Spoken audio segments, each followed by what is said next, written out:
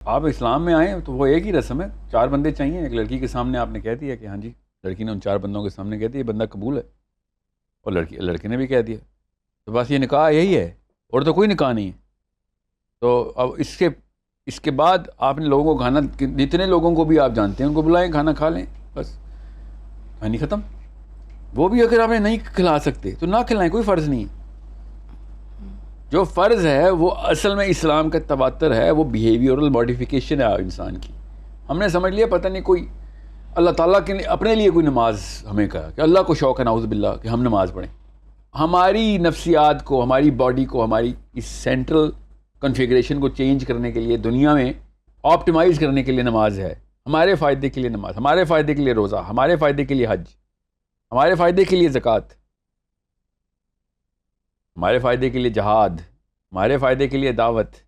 یہ ہے اسلام کے تواتر کام.